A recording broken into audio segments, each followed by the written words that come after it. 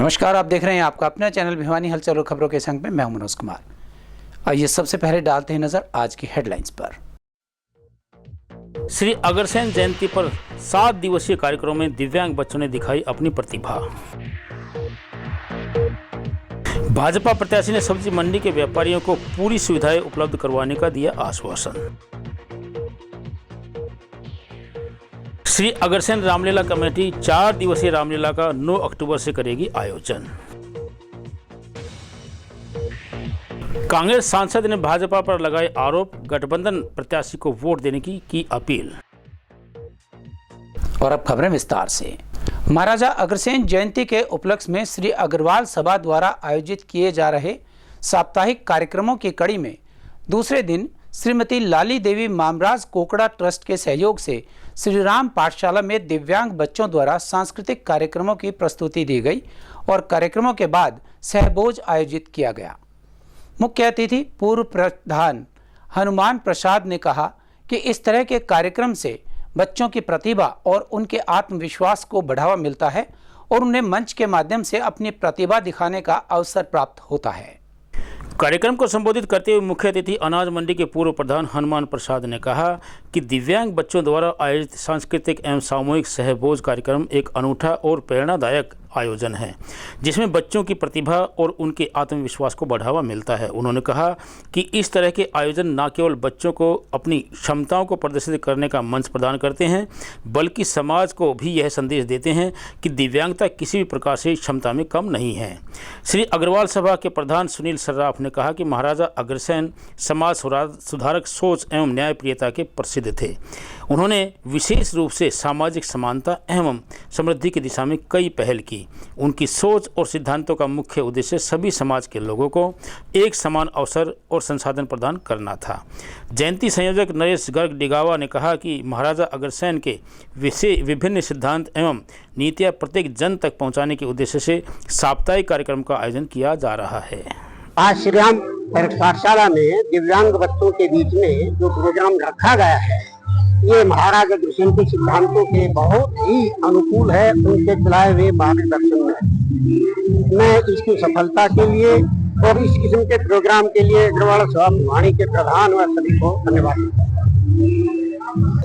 समाज को इस तरह के प्रोग्राम निरंतर करने चाहिए और जिससे दिव्यांग बच्चों की देश की सेवा हो और आने वाली पीढ़ी को हमें सबक मिले कि हम भी कुछ कर रहे हैं, हमारे पूर्वजों के चलाए हुए हमारे पथ चल रहे हैं। राजा अग्रसेन जी की जय।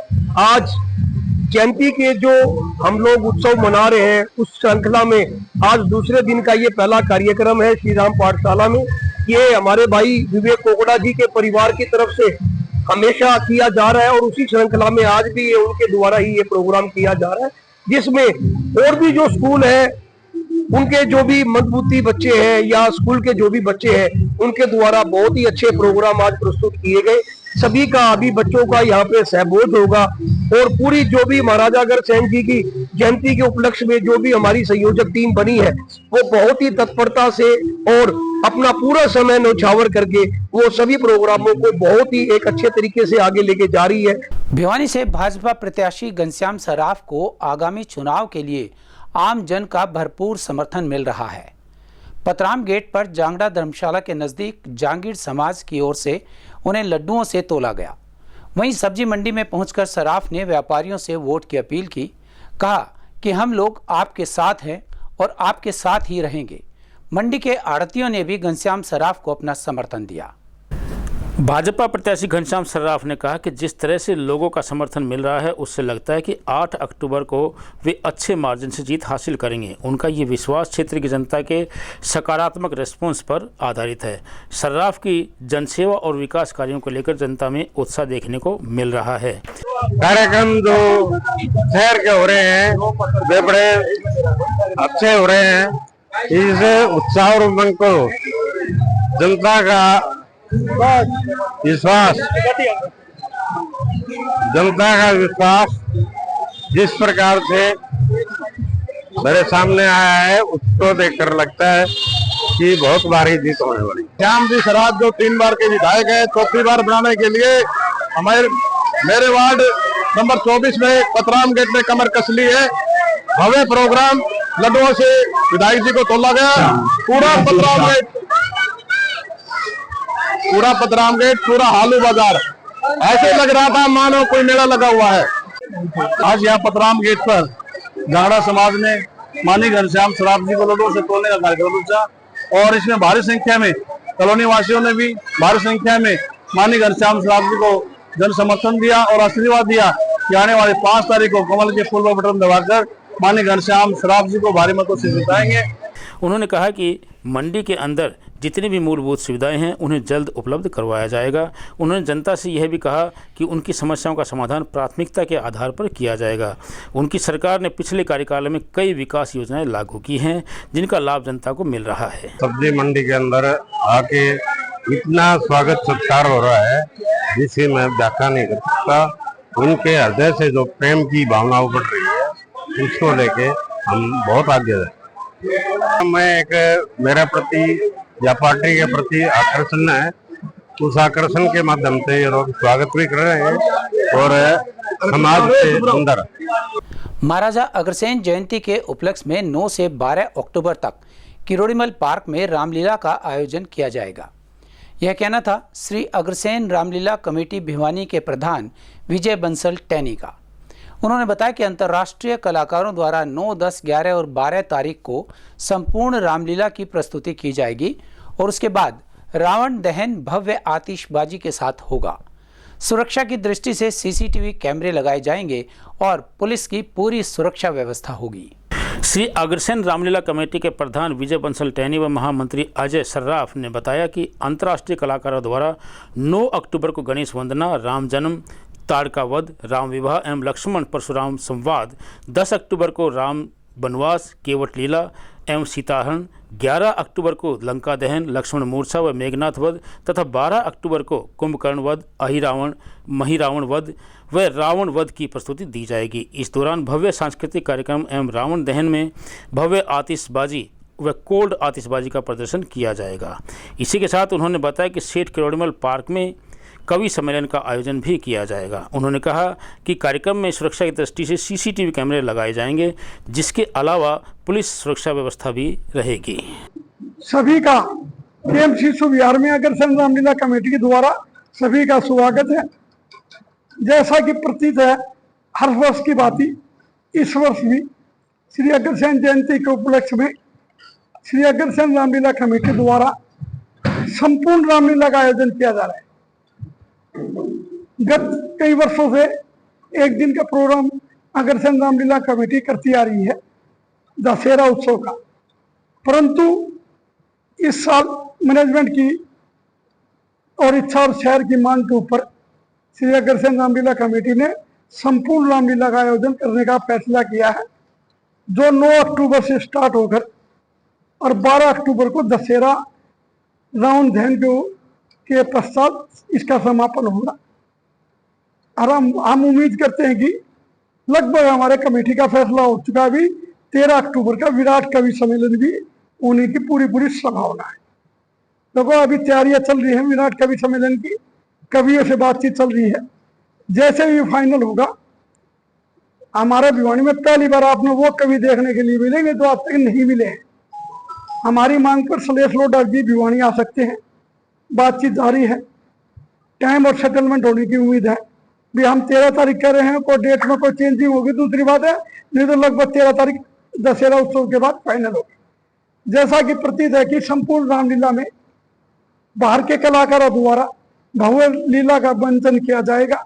हमने अंतर्राष्ट्रीय कलाकार कई दिल्ली से, कई वृंदावन से, मथुरा से, आगरा से लेके एक टीम का गठन किया है और इसी प्रकार बाहर के मेरठ के और गाजियाबाद के कलाकारों द्वारा रावण दहन के 100 फुट के पुतलों का आयोजन किया गया है।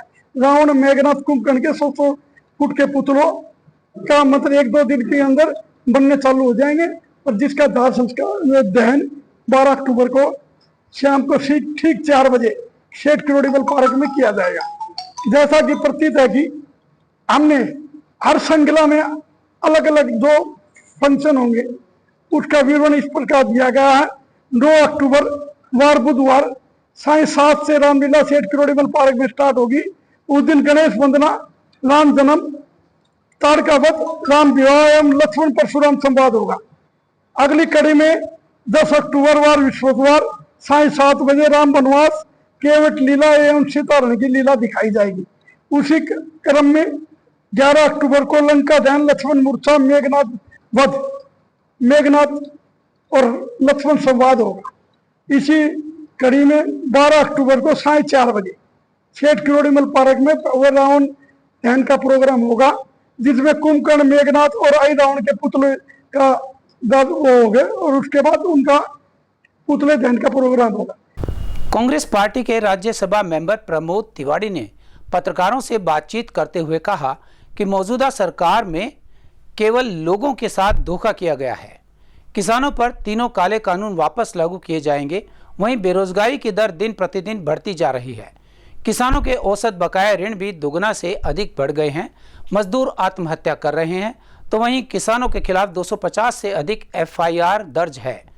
उन्होंने कहा कि भाजपा सरकार ने हरियाणा को देश का सबसे असुरक्षित राज्य बना दिया है। उन्होंने गठबंधन के उम्मीदवार कॉमरेड ओम प्रकाश को वोट देने की अपील की। राज्यसभा सांसद प्रमोद तिवारी ने कहा कि पिछले 10 साल से सत्ता पर काबिज भारतीय जनता पार्टी की सरकार हरियाणा को हिसाब दे कि ना कोई बड़ी परियोजना स्थापित की, ना कोई बड़ा उद्योग लगाया, ना कोई पावर प्लांट, ना कोई IMT, ना कोई शहर, ना कोई बड़ी यूनिवर्सिटी, ना कोई कंप्लीट मेडिकल कॉलेज और ना नई PGI और ना नई मेडिकल यूनिवर्सिटी बनाई। बीजेपी ने ना कोई किसान कर्ज माफ़ी की, ना बिजली बिल माफ़ किए, ना बीजेपी सरकार ने 1 इंच मेट्रो आगे बढ़ाई, ना रैपिड मेट्रो, ना कोई रेलवे लाइन लाई। दूसरी तरफ हरियाणा देश का सबसे असुरक्षित राज्य बन गया है, जहां देश में सबसे ज़्यादा बेरोजगारी है। उन्होंने भिवानी की जनता से गठबंधन प्रत्याशी कॉमरेड ओम प्रकाश को वोट देने की अपील की। वहीं तिवारी ने कहा कि भाजपा की प्रदेश सरकार ने दलितों और पिछड़े वर्ग की घोर अपेक्षा की है। उन्होंने आगे कहा कि क्रीमी लेयर लिमिट 8 लाख से घटाकर 6 लाख करके पिछड़ा वर्ग आरक्षण लगभग खत्म कर दिया है। HKRN ने कॉन्ट्रेक्चुअल और आउटसोर्स के जरिए नौकरियों में SC व OBC आरक्षण को प्रभावित किया है। IM के साथ मिलकर के हम जैसे साधारण आदमी को मौका दिया है, हम कांग्रेस पार्टी का बहुत बहुत तहे दिल से धन्यवाद करते हैं। और श्री प्रमोद तिवारी जी जो हमारे राष्ट्रीय नेता हैं, उनको ये आश्वासन देते हैं कि हम 36 बिरादरी के लोगों को साथ लेकर के, उनका विश्वास साथ लेकर के आगे बढ़ रहे हैं। और निश्चित तौर पर हम ये कहना चाहते हैं, श्री प्रमोद तिवारी जी, ये सीट आपकी झोली में जाएगी, आप ये जीत होगी जनता की यहाँ से। इसी के लिए मैं दोबारा से धन्यवाद करते हुए सभी हमारे सम्मानित CPIM और कांग्रेस के नेताओं का, जो लगातार इकट्ठे होकर के तमाम गांव में जा रहे हैं, शहर में जा रहे हैं, और कांग्रेस जनों का और CPM के लोगों का बहुत अच्छा तालमेल है। और जनता ने मन बना लिया है कि 10 साल जिन लोगों ने हरियाणा को तबाह बर्बाद किया है, उस भाजपा पार्टी को हटाएंगे और कांग्रेस और इंडिया गठबंधन को 2/3 से ज्यादा बहुमत से लेके आएंगे। 2/3 बहुमत से ज्यादा इसलिए मैं कह रहा हूं कि अमित शाह की जरूरत ना पड़े चुनाव के बाद, तो सारे ग्रहों से मुक्ति देते हुए एक निर्णायक बहुमत जनता ने देने का मन बनाया है। पर आज साहब एक कष्ट हुआ और उसी के साथ एक सवाल भी। आज सुबह से चल रहा है, आप लोगों ने चैनल्स पे देखा होगा, मुझे थोड़ी देर भी हुई, रिएक्ट करना पड़ा एक पार्टी की तरफ से। मनोहर लाल जी का एक बयान आया है, जो लगभग 9.5 साल बर्बाद करके गए हैं मुख्यमंत्री जी, और शायद इसीलिए उनको बदल दिया। पता नहीं कौन सी नाराजगी उनको किसानों से, और कौन सा स्वरूप उन्होंने किसानों को देखा है। वो जाड़े में काम करने वाला किसान उनसे कभी नहीं मिला, गर्मी की धूप में काम करने वाला किसान नहीं मिला। कांग्रेस की नज़रों में, इंडिया गठबंधन की नज़रों में अगर ऊपर भगवान है तो नीचे धरती पर अगर कोई भगवान है तो वो किसान। वो तो आक्रमणकर्ता थे जो दिल्ली की तरफ ट्रैक्टरों में बढ़ रहे थे। अरे किसान ट्रैक्टर में नहीं चलेगा, क्या BMW में चलेगा? और किसान तो सामान्यतः अगर एक जगह दूसरी जगह जाता है तो अपने ट्रैक्टर का इस्तेमाल कर लेता है। उनका किसानों से कोई लेना देना नहीं था। यानी एक साल जो किसानों का धरना प्रदर्शन चला वो हरियाणा के किसान नहीं थे, वो आक्रमण करता था, आतंकवादी गतिविधियां कर रहे थे। और अब एक खबर चलते चलते, हरियाणा विधानसभा का चुनाव लड़ रहे उम्मीदवारों के लिए प्रचार प्रसार के लिए प्री पोल और पोल डे के दिन न्यूज़पेपर में विज्ञापन प्रकाशित करवाने के लिए media certification and monitoring committee की मंजूरी लेनी अनिवार्य है। चुनाव लड़ रहे प्रत्याशी बिना एमसीएमसी की मंजूरी के कोई भी विज्ञापन प्री पोल और पोल डे को प्रकाशित नहीं करवा सकते। न्यूज़पेपर भी संबंधित उम्मीदवार से विज्ञापन के लिए एमसीएमसी से लिए गए प्रमाण पत्र को अवश्य देखें। भारत निर्वाचन आयोग की हिदायतों में यह स्पष्ट किया गया है कि प्रचार प्रसार के लिए विज्ञापन देने के समय उम्मीदवार को एमसीएमसी कमेटी से उस विज्ञापन की मंजूरी लेनी होगी। उम्मीदवार को निर्धारित प्रोफोर्मा में कमेटी को आवेदन करना होगा। कमेटी इस पर विचार विमर्श कर सर्टिफाइड करेगी। डीपीआरओ कार्यालय में media certification and monitoring MCMC room स्थापित किया गया है। Media certification and monitoring committee Haryana विधानसभा आम चुनाव के मद्देनजर पेड न्यूज़ व विज्ञापन पर पैनी नज़र रख रही है और प्रिंट व इलेक्ट्रॉनिक मीडिया में प्रकाशित होने वाली प्रचार सामग्री पर निरंतर संज्ञान भी लिया जा रहा है। जिला निर्वाचन अधिकारी महावीर कौशिक ने बताया कि इलेक्ट्रॉनिक मीडिया पर उम्मीदवार व राजनीतिक दल के चुनाव प्रचार से संबंधित सामग्री के प्रसारण से पूर्व एमसीएमसी कमेटी से प्रमाण पत्र लेना होगा। वहीं प्रिंट मीडिया में प्री पोल व पोल डे के दिन प्रकाशित होने वाले विज्ञापन का भी प्रमाण पत्र लेना अनिवार्य है। प्रचार सामग्री का प्रमाण पत्र लेने के लिए 48 घंटे पहले एमसीएमसी के पास प्रमाण पत्र के लिए निर्धारित फॉर्म में आवेदन करना होगा। एमसीएमसी कमेटी का कार्य पेड न्यूज़ पर कार्यवाही करना व मीडिया माध्यमों पर चुनावी विज्ञापनों के प्रकाशन व प्रसारण से पूर्व प्रमाण पत्र प्रदान करना है। सभी electronic media, TV channel, cable network, radio सहित निजी एफएम चैनल, सिनेमा हॉल, सार्वजनिक स्थानों पर ऑडियो विजुअल डिस्प्ले, फोन पर वॉइस मैसेजेस, बल्क एसएमएस और सोशल मीडिया व इंटरनेट वेबसाइट में राजनीतिक विज्ञापन पूर्व प्रमाणन के दायरे में आएंगे। किसान, मजदूर, कर्मचारियों और व्यापारियों के आंदोलन और समस्याओं से जुड़े रहे कांग्रेस व सीपीआई-एम के साझे प्रत्याशी कॉमरेड ओम प्रकाश का विश्वास है कि इस चुनाव में मतदाता उनके पक्ष में वोट करेंगे। भिवानी हलचल से हुई एक विशेष मुलाकात में उन्होंने सत्तासीन पार्टी पर आरोपित टिप्पणियां की। आइए अब हम उन्हीं से उनके चुनाव नीति व प्राथमिकताओं के बारे में जानते हैं। भिवानी विधानसभा सीट उस वक्त हॉट सीट बन गई जब नामांकन दाखिल करने से चंद घंटे पहले कांग्रेस ने इंडिया गठबंधन के तहत भिवानी की सीट सीपीआई-एम को दे दी। ये उन लोगों के लिए एक बहुत बड़ा झटका था जो कांग्रेस की टिकट के लिए लाइन में थे। एक बहुत बड़ा झटका कांग्रेस ने बड़े धीरे से दिया और इस सीट पर पहले से ही सीपीआई-एम की तरफ से कॉमरेड ओम प्रकाश जी जो थे वो अपना नामांकन दाखिल कर चुके थे। कि कॉमरेड ओम प्रकाश करीब 38 साल से कम्युनिस्ट पार्टी 38 साल से कम्युनिस्ट पार्टी से जुड़े हुए हैं और जनता के समस्याओं के लिए हर संघर्ष में आगे रहते हैं। इनके जीवन का एक अन्य उल्लेखनीय पहलू ये भी है कि उन्होंने बैंक के सीनियर मैनेजर की कॉर्पोरेट नौकरी को छोड़कर सामाजिक सेवा को चुना। अब गठबंधन प्रत्याशी के रूप में चुनाव जीत हार से परे रहकर उन्होंने कड़ी मेहनत और पक्के इरादे के साथ प्रचार अभियान में रमे हुए हैं, जबकि उनका ये पहला चुनाव है। अब हम उनसे जानना चाहेंगे। कॉमरेड साहब, मेरा पहला सवाल ये है, जब आपने बैंक की एक इतनी बड़ी सीनियर मैनेजर की पोस्ट छोड़ी, उस वक्त में आपके परिवार का रिएक्शन क्या था, प्रतिक्रिया क्या थी? दामू साहब, मैं 22D का चीफ मैनेजर था, जो स्केल 4 का होता है और वो मैनेजमेंट में आता है। मैंने घर वालों से सलाह नहीं दी और रात को 3-4 दिन तो मैं सोया नहीं। एक तरफ ये था कि भाई 6 महीने में एजीएम बन जाऊंगा, लोग ये कहेंगे भाई भाग गया, कायरता दिखाई है। दूसरी तरफ लोगों की जन समस्याएं और जिस तरह का परिवेश देश में और राज्य में हो रहा था, उसमें यह था कि भाई जो हमारे आज़ादी के नेता थे, जिस तरह से हमारा धर्मनिरपेक्ष देश है और उस देश में धर्मनिरपेक्षता की धज्जियां उड़ाई जा रही हैं और नागरिकों को धर्म और जाति पर बांटा जा रहा है, तो उन शहीदों की विरासत को आगे बढ़ाने के लिए जनता के बीच में जाने का मन बढ़ गया। वो पलड़ा भारी हो गया, वो प्रमोशन वाला पलड़ा कमजोर हो गया। तो जब चंडीगढ़ से रिजाइन देके वो 2 महीने में एक्सेप्ट हुआ, 2 महीने पहले अप्लाई कर दिया था, 14 मार्च को मुझे वो दिन है।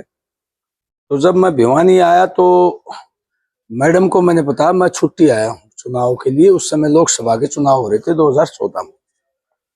तो वो कहने लगे क्लोजिंग का टाइम, मुझे पता आप एक दिन भी छुट्टी नहीं लेते थे जी, अब आप 2 महीने की छुट्टी कैसे ले रहे हो, मुझे गड़बड़ लग रही है। वो अल्टीमेटली धीरे धीरे फिर पता लग गया।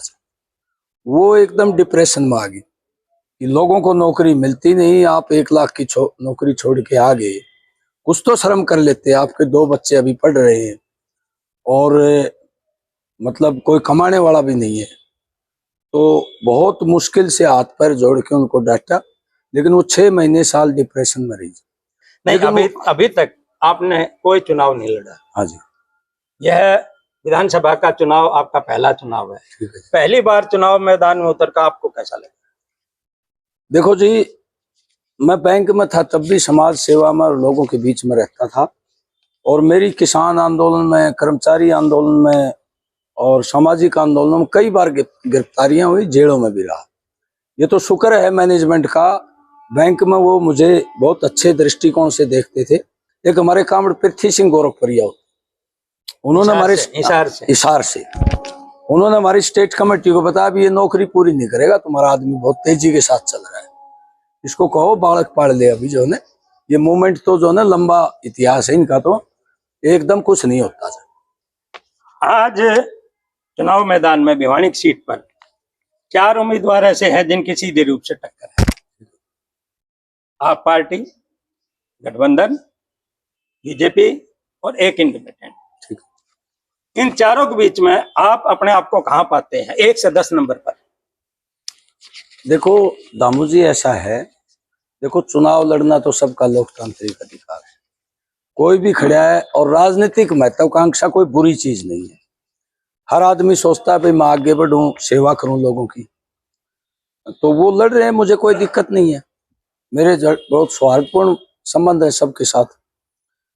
जहां तक मुकाबले का सवाल है, मुझे भाजपा के साथ मुकाबला लग रहा है, क्योंकि भाजपा का शासन भी है और 3 बार के भी विधायक बने हुए हैं। वो पार्टी धन्ना सेठों की पार्टी है, पैसे भी हैं, सरकारी मशीनरी का भी वो प्रयोग करते हैं, अथाह साधन है, प्रेस में उनका संबंध है ज्यादा। तो जनता मेरे साथ जो दे रही है, तो मुकाबला मुझे उन्हीं से लगता है।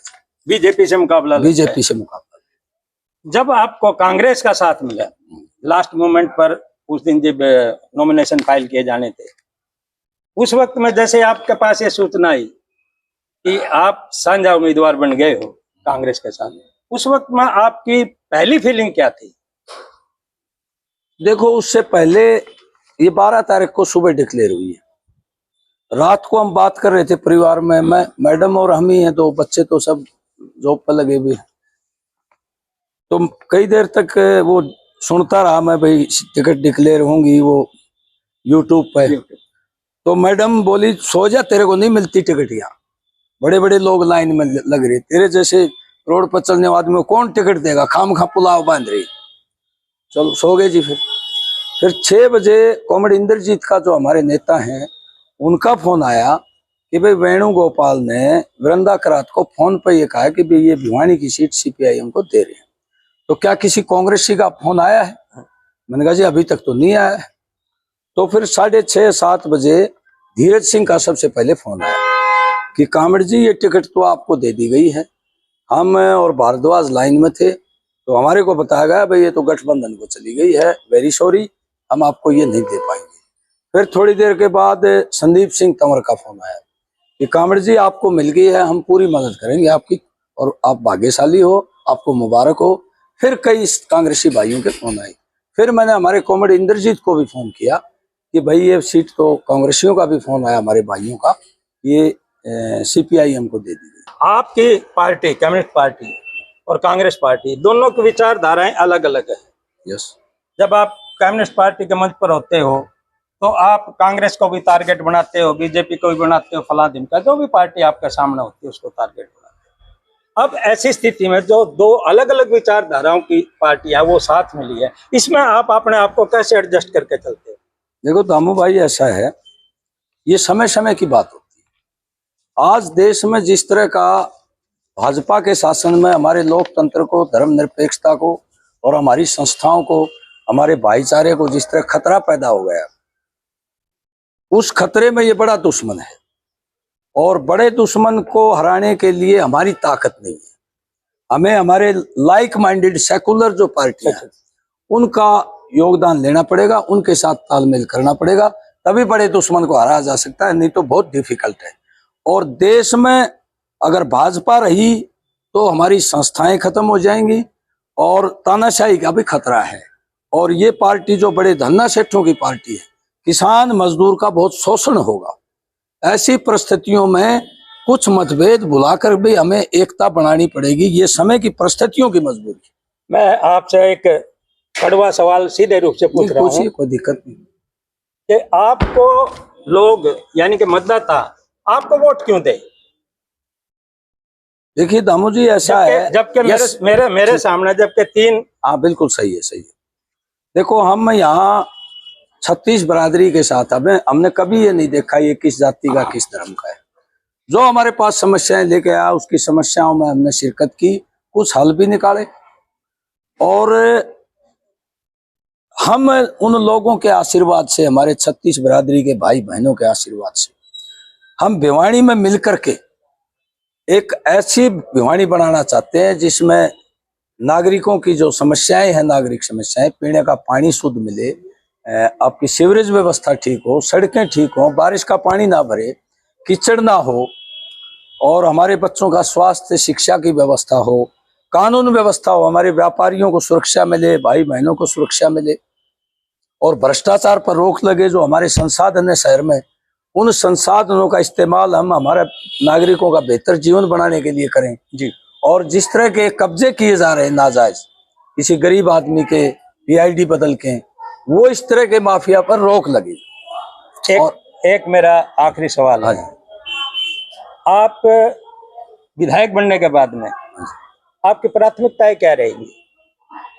दामू जी, हमारी प्राथमिकताएं रहेंगी नागरिकों को नागरिक सुविधाएं मिले, उसके लिए हम रात और दिन काम करेंगे। गांव में पीने का पानी मिले, सिंचाई का पानी मिले, कानून व्यवस्था ठीक हो, हमारे मेडिकल कॉलेज जो कांग्रेस के शासन में स्थापित किया गया था उसमें अच्छे डॉक्टर हो, दवाइयां हो, मशीनें हो, हमारे गरीब लोगों का इलाज हो, कच्चे कर्मचारियों को पक्का किया जाए, महकमों का निजीकरण रोका जाए, पुरानी पेंशन बहाल हो, ASHA worker, anganwadi, mid day meal को पक्का किया जाए, और जो सहारा पीएसएल की कंपनियां जो लूट के लेगी उन नागरिकों को भी वो पैसा वापस मिले। तो ये मजदूरों की दिहाड़ी बढ़े, और जो मजदूर खुली दिहाड़ी करते हैं, भवन निर्माण में काम करते हैं और मनरेगा में करते हैं, मनरेगा का काम मिले, 600 रुपये दिहाड़ी हो, और तमाम तरह के मजदूर जो बेजमीने हैं और कोई साधन नहीं है उनको उनका रजिस्ट्रेशन हो, और रजिस्ट्रेशन के जरिए विभिन्न कल्याणकारी योजनाएं हैं जो बोर्ड की, उनको वो सुविधा मिले।